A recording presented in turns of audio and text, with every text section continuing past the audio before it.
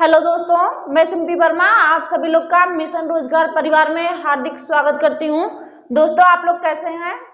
आशा करते हैं आप लोग अच्छे होंगे, स्वस्थ होंगे, मस्त होंगे और आप लोग की पढ़ाई भी बहुत अच्छी चल रही होगी।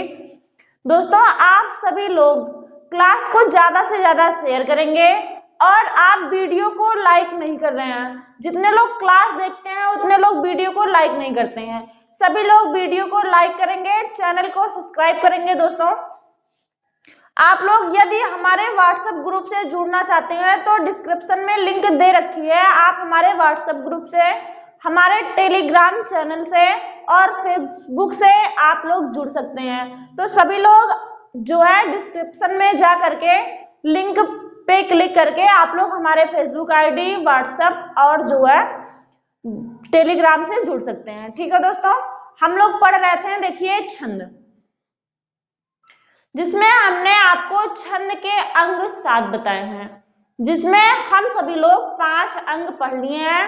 जिसमें आपको बताया गया था यति, गति, लय, नहीं, यति, गति, तुक और चरण और आपके गण 5 पढ़ा दिए हैं। आज हम लोग पढ़ेंगे लघु, गुरु और मात्राएं। ठीक है दोस्तों, चलिए देखिए, हेडिंग डालेंगे छंद के अंग। छंद के अंग, देखिए छंद के कितने अंग बताए गए हैं आपको? 7। छंद के कितने अंग हैं? 7। यति बताया गया था, दूसरे नंबर पे गति, गति को ही लय कहते हैं। तुक, चरण,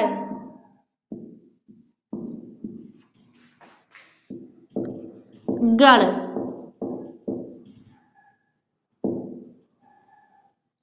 लघु, गुरु, मात्रा या वर्ड। ध्यान देंगे, हमें हेडिंग डालनी है लघु, गुरु। इसके आगे बाकी सब कुछ पढ़ा दिया गया आपको। जो बच्चे आज नए जुड़ रहे हैं वो सभी लोग कल की क्लास देखेंगे। हेडिंग डाल रहे हैं 6ठा नंबर, लघु, गुरु।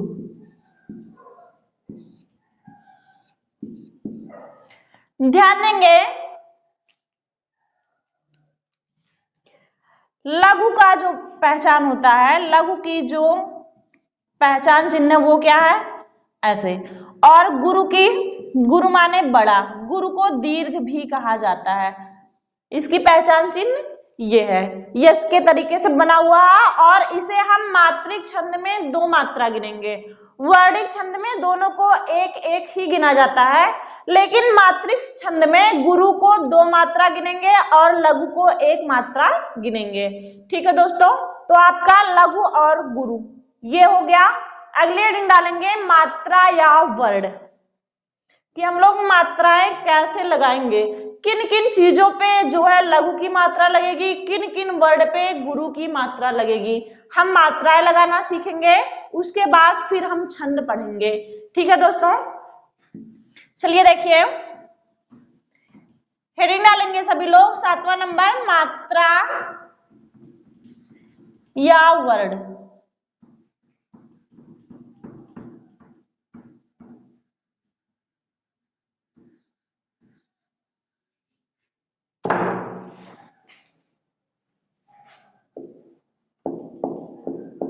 मात्रा या वर्ड, ये है 7वां नंबर। अंग, छंद के कितने अंग हैं? 7। आज आप लोगों में क्वेश्चन डाला गया है कि यूपी का सबसे छोटा जिला है।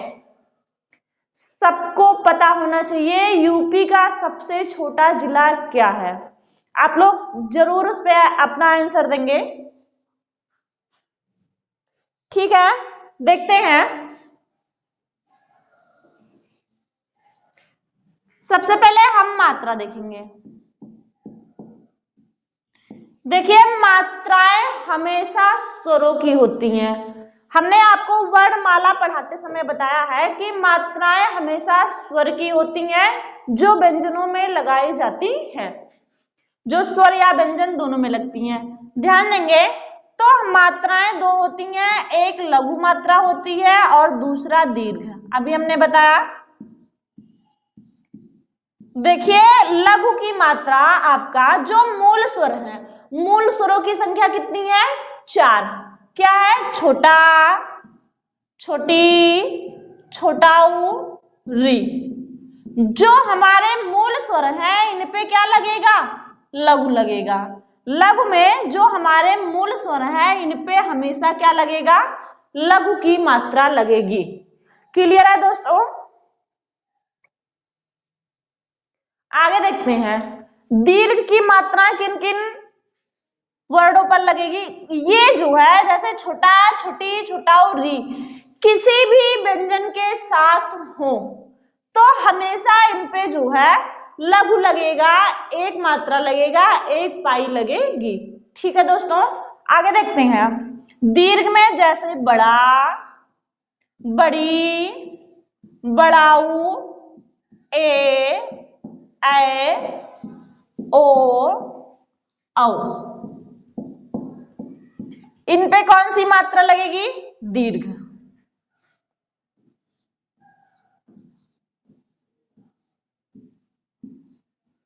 समझ में आई बात? ध्यान देंगे मात्राएं हमेशा ऊपर लगाएंगे, नीचे नहीं लगाते हैं, लाइन के ऊपर लगाएंगे।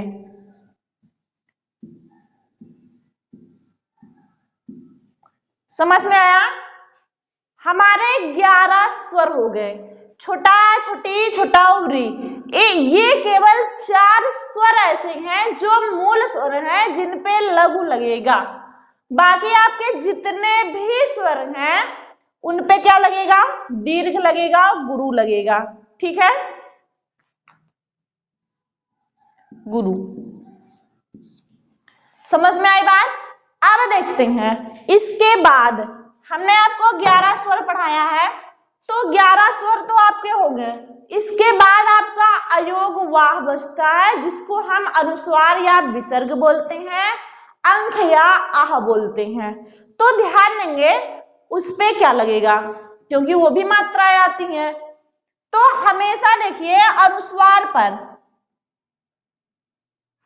यानी अंक की मात्रा पर हमेशा दीर्घ लगता है। अंक की मात्रा पर हमेशा क्या लगेगा? दीर्घ लगेगा। जहां भी आपको अंक की मात्रा दिखे वहां जो है दीर्घ लगेगा, और जहां आपको चंद की बिंदी दिखे वहां लघु लगता है। वहां कौन सा मात्रा लगता है? लघु। वहां लघु लगेगा। और जहां आपको विसर्ग दिखे, बहुत से ऐसे हिंदी वर्ड हैं जिसमें विसर्ग लगा होता है, तो वहां क्या लगेगा? दीर्घ लगेगा। ठीक है दोस्तों, समझ में आई बात? केवल और केवल हमें ये 5 स्वर याद रखने हैं जिसपे लघु लगेगा। छोटा, छोटी, छोटाऊ, री और आपका चंद बिंदु। जहां ये आपके 5 स्वर आए, 5 मात्राएं आए, वहां लघु लगेगा। बाकी आपके जितने स्वर हैं वो किसी भी व्यंजन के साथ आए सब पे दीर्घ की मात्रा लगेगी। क्लियर है दोस्तों? इसी तरीके से देखिए और एक चीज और ध्यान देंगे कि मात्रा, जब मात्रिक स्वर हम पढ़ेंगे तो मात्रिक स्वर में इस दीर्घ की मात्रा को, इस गुरु की मात्रा को 2 गिना जाएगा, और जब हम वर्णिक छंद पढ़ेंगे तो इस गुरु की मात्रा को भी 1 गिना जाएगा। वहां मात्राओं पर ध्यान नहीं दिया जाता है। वर्णिक छंद में केवल और केवल वर्ण गिने जाते हैं। ऐसे गिना जाएगा 1 2 3 4 5 6 7 ऐसे, इसे भी 1 2 3। लेकिन जब आप मात्रिक छंद पढ़ रहे हैं तो इसे 1 2 3 4 5, इसे 6 और 7 8 9 10 11 12 13 ऐसे गिनेंगे। ठीक है दोस्तों, क्लियर हुआ? आगे बढ़ते हैं, अगले हेडिंग डालेंगे, स्क्रीनशॉट लेंगे सभी। अगले हेडिंग डालेंगे छंद के भेद। छंद के भेद।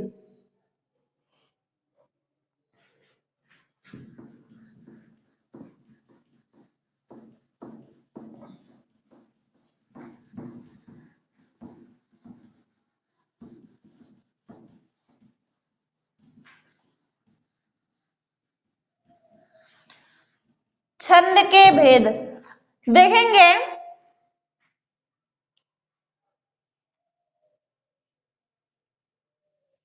हाँ, बहुत अच्छा कमेंट है, बहुत अच्छा।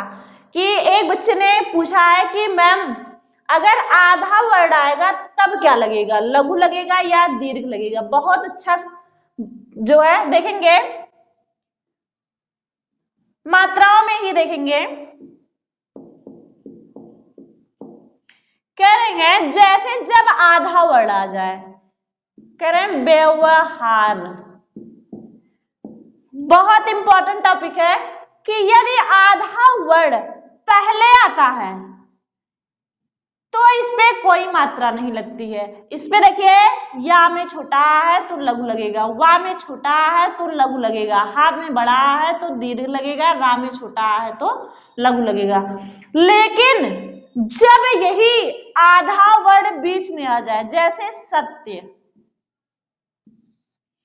तो आप ध्यान देंगे ये जो बीच वाला है, आप लोग को पता है आधे व्यक्ति की कोई वैल्यू नहीं होती है। कह रहे हैं ये जो बीच वाला है ये हमेशा पहले वाले के ऊपर सवार होगा, यानी पहले वाले में संयुक्त होगा। तो देखिए पहले में छोटा है, जब ये जुड़ जाएगा तो ये दीर्घ हो जाएगा, और फिर या में क्या होगा, लघु होगा।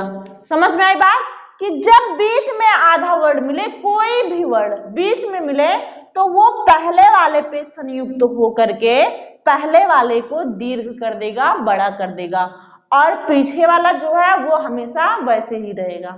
समझ में आई बात? कि यदि आधा वर्ड पहले आए तो उसे हम छोड़ देंगे, उस पर कोई मात्रा नहीं लगेगी। लेकिन यदि आधा वर्ड बीच में आएगा तो ये पहले वाले के ऊपर सवार होगा और पहले वाले को दीर्घ करेगा। क्लियर? अब हम हेडिंग डालेंगे छंद के भेद।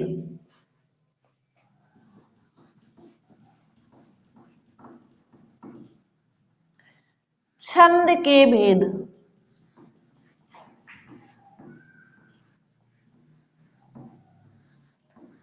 छंद के भेद।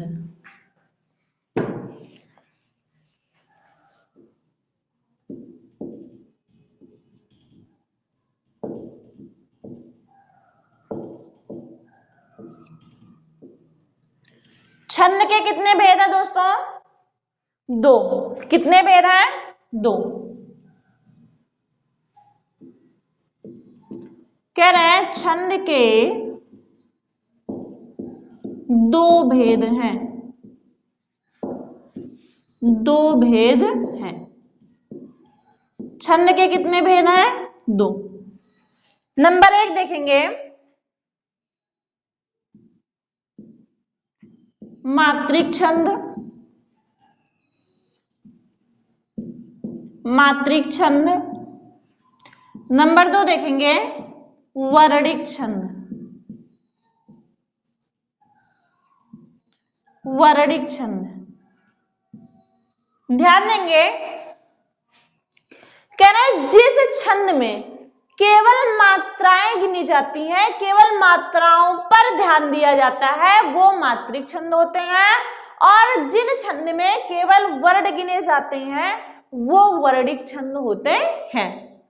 ठीक है दोस्तों, तो हम पहले हेडिंग डालेंगे मात्रिक छंद, और ये भी देखेंगे कि मात्रिक छंद में हमें कौन कौन से छंद पढ़ने हैं जो हमारी परीक्षा की दृष्टि से इंपॉर्टेंट है।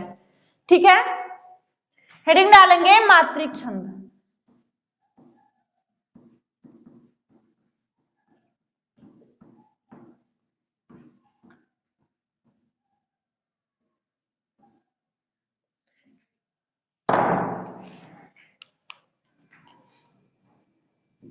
दिख रहा है? हाँ, नंबर 1 मात्रिक छंद। मात्रिक छंद सभी लोग ध्यान देंगे।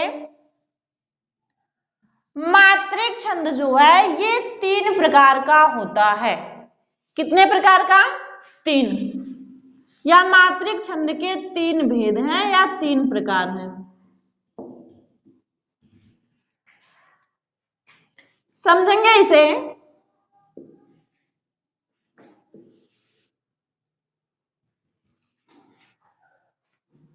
अभी आप लोग नोट नहीं करेंगे, पहले समझेंगे।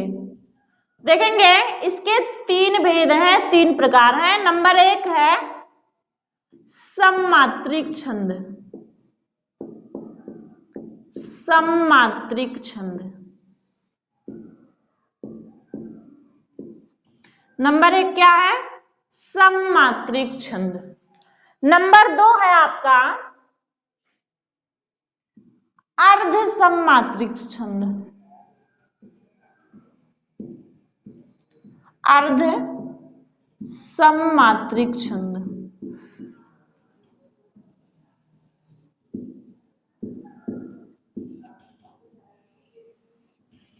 नंबर 1 है सममात्रिक छंद, नंबर 2 है अर्ध सममात्रिक छंद, नंबर 3 है विषम मात्रिक छंद। तीसरा क्या है? विषम मात्रिक छंद।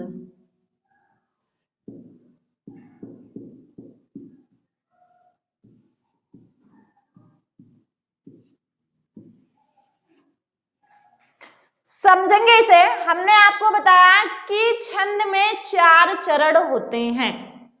तो सममात्रिक का छंद का मतलब है कि जहां 4 चरणों में समान मात्राएं हों।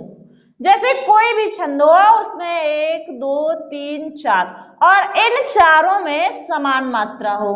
क्या हो? समान मात्रा हो, उसे क्या कहेंगे? सममात्रिक छंद कहेंगे। और ध्यान देंगे, कह रहे हैं अर्ध सममात्रिक छंद। नाम से ही स्पष्ट है, अर्ध सममात्रिक छंद। अर्ध माने आधे में, सम माने समान मात्रा हो। छंद में सबको पता है 4 चरण होते हैं। तो कह रहे हैं इसमें आधे में समान मात्रा हो, यानी ये दोनों समान हो और ये दोनों समान हो, यानी पहला और तीसरा समान हो, इसमें दूसरा और चौथा समान हो इसमें, तो वहां अर्ध सममात्रिक छंद होगा। कह रहे हैं अर्ध सममात्रिक यानी आधे में समान मात्रा, आधे में समान मात्रा। अभी आपको केवल समझाया जा रहा, आप लोग नोट नहीं करेंगे। ठीक है दोस्तों, फिर आगे देखते हैं कि अर्ध सममात्रिक छंद में एक विशेषता और है कि यह जो है 2 लाइन में ही होगा। अर्ध सममात्रिक छंद केवल 2 लाइन में होगा ऐसे। लेकिन ये जो 2 लाइन है यहां आपका यति लगा रहेगा, तो इसी यति के पहले को एक लाइन मान लेंगे और यति के बाद को एक लाइन मान लेंगे। कह रहे फिर यति के पहले को एक लाइन, फिर यति के बाद को। हमने आपको बताया है कि छंद में 4 चरण, कम से कम 4 चरण होते हैं, 4 चरण से कम नहीं होते हैं। और ऐसे भी देखा जाए तो छंद में 4 चरण होते हैं। और ध्यान देंगे, विषम मात्रिक छंद का मतलब है कि छंद तो मात्रिक ही रहेंगे, लेकिन इसमें विषम माने अनेक, यानी 6 चरण होंगे। इसमें कितने चरण होंगे? 6 चरण होंगे। और विषम मात्रिक छंद को संयुक्त छंद भी कहा गया है, क्योंकि यह जो है 2 छंदों के योग से बनेगा विषम मात्रिक छंद। ठीक है, आगे देखते हैं। अब हम देखेंगे कि सममात्रिक छंद में कौन कौन से छंद आते हैं।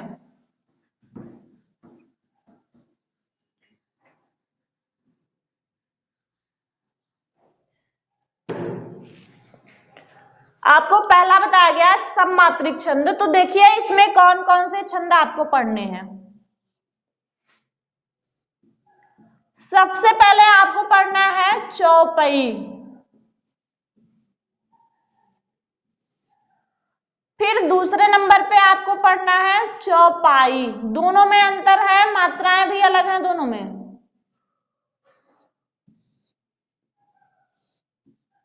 चौपाई, चौपाई आपका ये हो गया। तीसरे नंबर पे सममात्रिक में आता है रोला।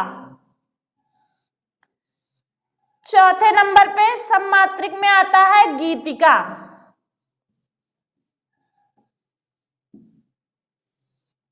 और पांचवें नंबर पे सममात्रिक में आएगा हरिगीतिका।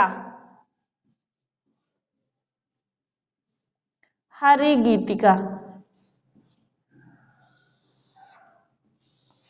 और छठे नंबर पे सममात्रिक में आता है आपका वीर छंद, जिसे आल्हा छंद भी कहा जाता है।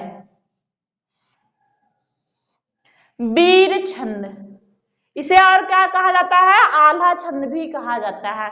ध्यान देंगे, चौपाई में 4 चरण होते हैं। यह सममात्रिक छंद है। इसमें 4 चरण होते हैं और प्रत्येक चरण में 15-15 मात्राएं होती हैं। कितनी मात्राएं होती हैं इसमें? 15 मात्राएं होती हैं। अभी तो आपको ऐसा समझाया जा रहा है, बाद में हम एक एक छंद को पूरी डिटेल से पढ़ाएंगे, उदाहरण दे करके और मात्रा लगा करके। ठीक है, कह रहे हैं चौपाई, नाम से यह स्पष्ट है, चौपाई 4 पैर वाला। कह रहे हैं चौपाई, यानी चौपाई भी क्या है? सममात्रिक छंद है। इसमें 4 चरण होते हैं और प्रत्येक चरण में 16-16 मात्राएं होती हैं। 16-16 मात्राएं होती हैं। कह रहे हैं रोला सममात्रिक छंद है। इसमें 4 चरण होते हैं, प्रत्येक चरण में 24-24 मात्राएं होती हैं। कह रहे हैं गीतिका सममात्रिक छंद है। इसमें 4 चरण होते हैं, प्रत्येक चरण में 26 मात्राएं होती हैं।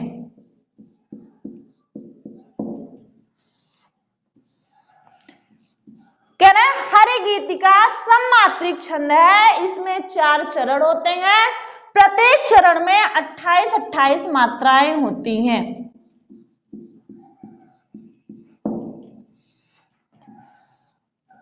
कह रहे हैं वीर छंद, वीर जो है सममात्रिक छंद है। इसे आल्हा छंद भी कहा जाता है। इसमें 4 चरण होते हैं, प्रत्येक चरण में 31 मात्राएं होती हैं।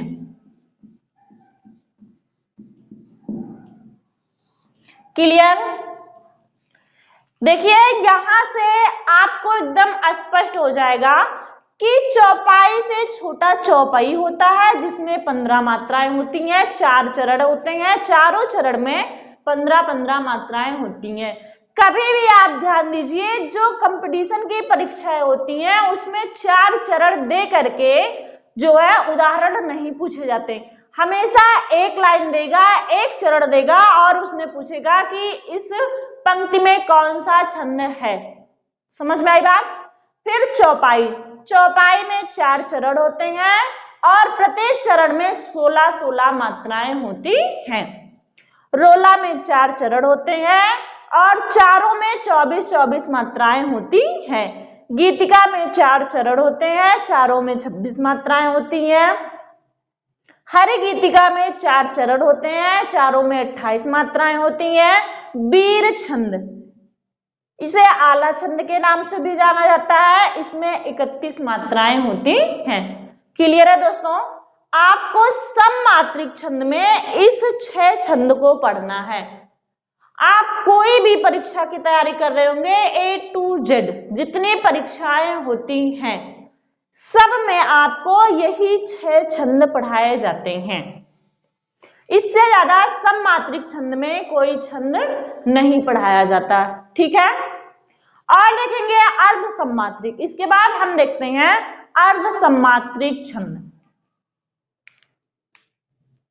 देखिए, इसमें हमें कौन कौन से छंद पढ़ने हैं। अर्ध सममात्रिक में सबसे पहले हमें दोहा पढ़ना है। क्या पढ़ना है? दोहा। कह रहे हैं दोहे में 4 चरण होते हैं। इसके पहले और तीसरे में 13-13 और दूसरे और चौथे में 11-11 मात्राएं होती हैं। दूसरे और चौथे में 11-11 मात्राएं होती हैं।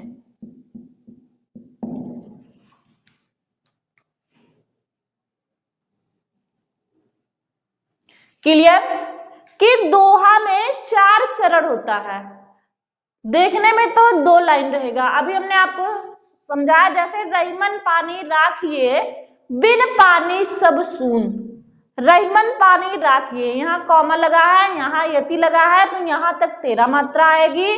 और बिन पानी सब सून, उसके आगे जो है 11 मात्राएं आएंगी। क्लियर? आगे देखते हैं। फिर दोहे का उल्टा सोरठा होता है। क्या होता है दोहे का उल्टा? सोरठा। उल्टे का मतलब ये होता है कि इसके पहले और तीसरे में 11-11 मात्राएं, दूसरे और चौथे में 13-13 मात्राएं होंगी। किस छंद में? सोरठा में। क्लियर?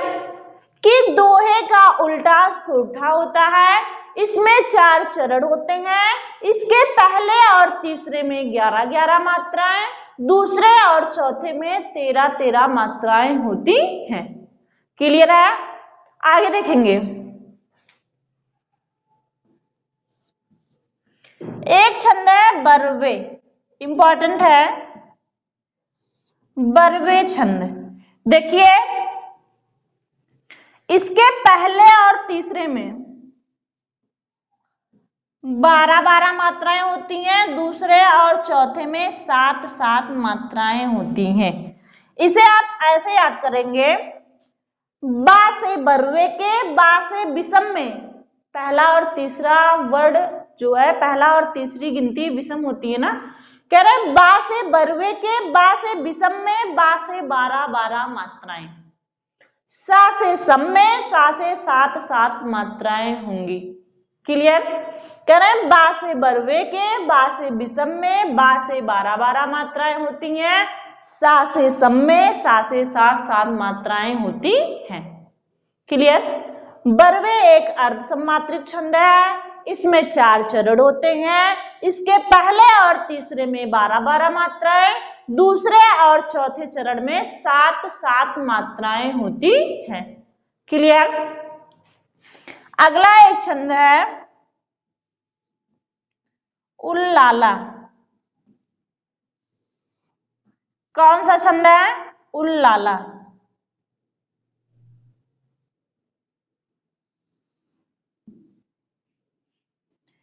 कह रहे हैं यह अर्ध सम्मात्रिक छंद है। इसमें 4 चरण होते हैं। इसके पहले और तीसरे में 15-15, दूसरे और चौथे में 13-13 मात्राएं होती हैं। और इस छंद को हमें इसलिए पढ़ना पड़ता है क्योंकि जो हमारे विषम मात्रिक छंद हैं, इन्हीं देखिए सममात्रिक और अर्ध सम्मात्रिक छंदों को मिला करके हमारा विषम मात्रिक छंद बना हुआ है। क्लियर है दोस्तों? हम इसके बाद देखते हैं विषम मात्रिक छंद। तो देखिए विषम मात्रिक छंद जो है 2 होते हैं। पहला हमारा कुंडलियां। कुंडलियां छंद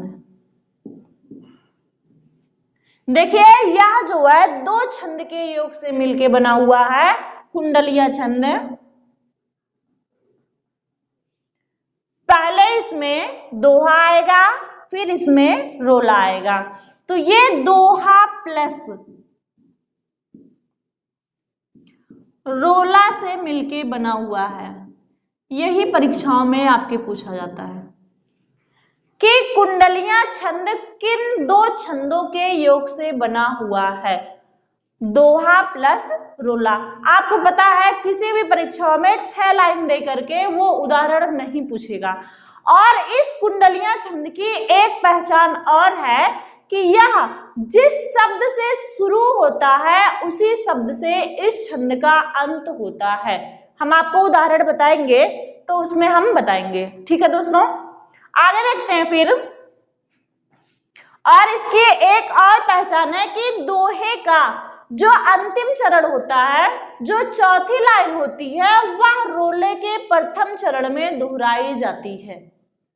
ठीक है, आगे बढ़ते हैं। दूसरा छंद है विषम मात्रिक में छप्पय। क्या है? छप्पय, नाम से ही स्पष्ट है, छप्पय। इसमें देखेंगे यह जो है रोला यानी रोला के 4 चरण और उल्लाला के 2 चरण, रोला प्लस उल्लाला से मिलके बना हुआ है।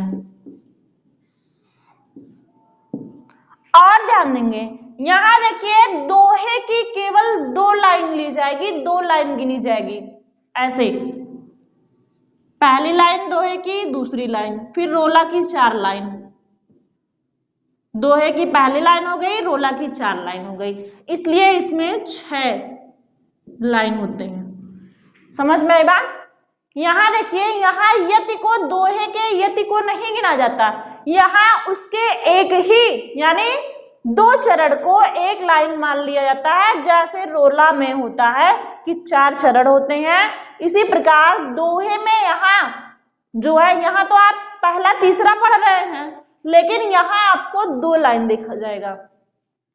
तो दोहे का 2 लाइन मिलके, रोला का 4 लाइन मिलके यहाँ 6 चरण होते हैं। अब आप देख सकते हैं कि दोहे के 13 और 11 और 13 जोड़ेंगे 24 मात्रा हो गई, और प्लस रोला के 24 मात्राएं हो गए, तो इसके 6 लाइन में 24 मात्राएं होंगी। ठीक है, और यहां देखेंगे छप्पे में ये रोला के 4 चरण प्लस उल्लाला के 2 चरण, यहाँ भी 6 चरण हो गए, इसलिए इसे विषम मात्रिक छंद कहा जाता है। कह रहे हैं यहाँ देखिए रोला के 4 लाइन हो जाएगा, यानी रोला में 24 मात्राएं होती हैं, और यहाँ देखिए 15 और 13 कितना हो गया?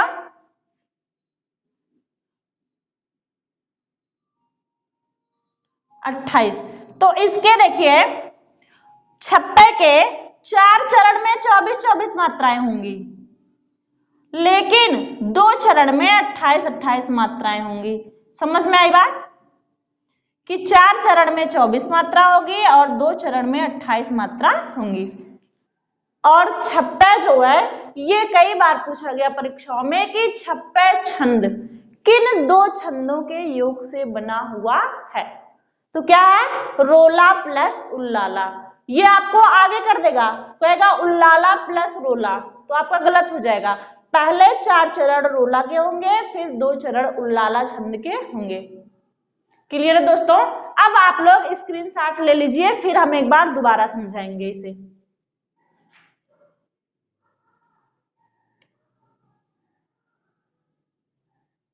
हो गया? एक बार स्क्रीनशॉट ले लेंगे सभी।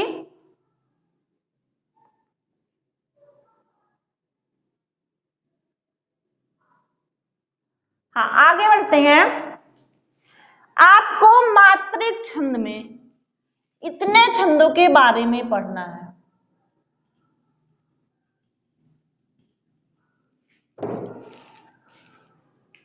मात्रिक छंद में आपको इतने छंदों के बारे में पढ़ना है कि सममात्रिक में आपको 6 छंद पढ़ने हैं, अर्ध सममात्रिक में आपको 4 छंद पढ़ने हैं।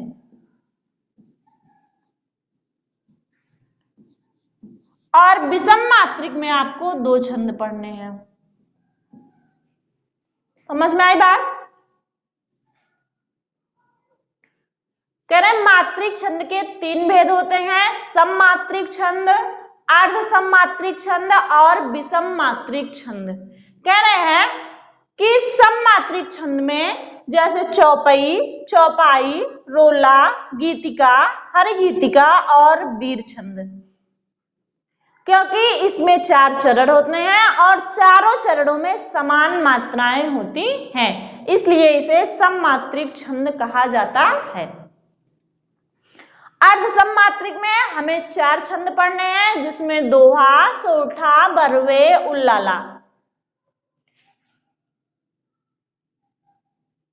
क्लियर? कह रहे हैं दोहा में 4 चरण होते हैं, इसके पहले और तीसरे चरण में 13-13 मात्राएं, दूसरे और चौथे चरण में 11-11 मात्राएं होती हैं। कह रहे हैं सोठा में 4 चरण होते हैं, यह दोहे का उल्टा होता है। कई बार पूछा गया परीक्षाओं में कि दोहे का उल्टा कौन सा छंद होता है, तो दोहे का उल्टा कौन सा छंद होता है? सोठा होता है। इसमें 4 चरण होते हैं, इसके पहले और तीसरे में 11-11 मात्राएं, दूसरे और चौथे में 13-13 मात्राएं होती हैं। फिर आपका अगला छंद है बरवे। बा से बरवे के बा से विषम चरण में बा से 12-12 मात्राएं होती हैं। सा से सम चरण में सा से 7-7 मात्राएं होती हैं। फिर अगला है आपका उल्लाला छंद। उल्लाला छंद के पहले और तीसरे चरण में यानी विषम चरण में 15-15 मात्राएं होती हैं और सम चरणों में 13-13 मात्राएं होती हैं। क्लियर है आपका अर्ध सममात्रिक छंद। अगला है आपका विषम मात्रिक छंद। विषम मात्रिक छंद में 2 छंद आते हैं, नंबर 1 पे कुंडलियां छंद आता है, नंबर 2 पे छप्पे छंद आता है। कुंडलियां जो है इसे विषम मात्रिक छंद के साथ साथ संयुक्त छंद भी कहा जाता है, क्योंकि यह 2 छंदों के योग से मिलके बना हुआ है। कुंडलियां दोहा प्लस रोला के योग से मिलके बना हुआ है, इसलिए दोहे की 2 लाइन और रोले की 4 लाइन, इसमें 6 चरण होते हैं, 6 लाइन होती हैं। और कुंडलिया छंद की पहचान है कि यह जिस शब्द से शुरू होता है उसी शब्द से इस छंद का अंत होता है। कह रहे हैं कि कुंडलिया छंद में दोहे का तीसरा चरण, दोहे का जो है चौथा चरण वह रोले के प्रथम चरण में दोहराया जाता है। आपका छप्पे हो गया। छप्पे में 6 चरण होते हैं, 4 चरण रोला के होते हैं, 2 चरण उल्लाला के होते हैं। कह रहे हैं रोला में 24-24 मात्राएं होती हैं और उल्लाला में दोनों चरण आप जोड़ लेंगे 15 और 13 कितने हो गए? 28 मात्राएं होती हैं। क्लियर? समझ में आ गया दोस्तों सभी को? स्क्रीनशॉट ले लीजिए सभी लोग। और देखिए कल से हम लोग सबसे पहले पढ़ेंगे सममात्रिक छंद। हेडिंग डालेंगे कल हम लोग सममात्रिक छंद है। उसके बाद एक एक छंद के बारे में हम पढ़ेंगे। सबसे पहले चौपाई पढ़ेंगे, इसकी परिभाषा लिखेंगे, इसका उदाहरण लिखेंगे। फिर चौपाई पढ़ेंगे, इसकी परिभाषा लिखेंगे, इसका उदाहरण देखेंगे और मात्राएं भी लगाएंगे। ठीक है दोस्तों, यहाँ आपको अगर मात्राएं लगाना आ गया, आपको मात्रा लगानी आ रही है, तो आपका छंद से क्वेश्चन कभी गलत नहीं होगा। और हमेशा हर कंपटीशन में सबसे ज्यादा मात्रिक छंद ही पूछे जाते हैं, वर्णिक छंद बहुत कम पूछा जाता है। ठीक है दोस्तों, फिर हम रोला पढ़ेंगे, फिर गीतिका, हर गीतिका, वीर, ऐसे हम एक एक पढ़ेंगे करके। सबसे पहले हम मात्रिक छंदों को कल से डिटेल से पढ़ेंगे, उसके बाद फिर हम वर्णिक छंद के बारे में ऐसे ही फिगर बनाएंगे वर्णिक छंद का, कि इसमें वर्णिक छंद में किस छंद में कितने वर्ण गिने जाएंगे। ठीक है दोस्तों, आप सभी लोग क्लास को शेयर करेंगे, वीडियो को लाइक करेंगे और आप लोग चैनल को सब्सक्राइब करेंगे। दोस्तों सभी लोग कमेंट में अपने नाम और अपने जिले का नाम लिखेंगे। यदि आपको क्लास अच्छी लगे, क्लास आपको समझ में आए, तो आप लोग जो है क्लास को लाइक जरूर करेंगे। ठीक है दोस्तों, हम सभी लोग कल फिर इसी टाइम 8 बजे लाइव मिलेंगे दोस्तों। और आप लोग का प्यार और सपोर्ट बहुत ही अच्छा है हमारे प्रति, तो आप लोग क्लास को ज्यादा से ज्यादा शेयर करेंगे दोस्तों, जिससे सभी बच्चों के पास ये क्लासें पहुंच जाए। समझ में आई बात? हम लोग कल फिर 8 बजे मिलेंगे। तब तक के लिए गुड नाइट, धन्यवाद।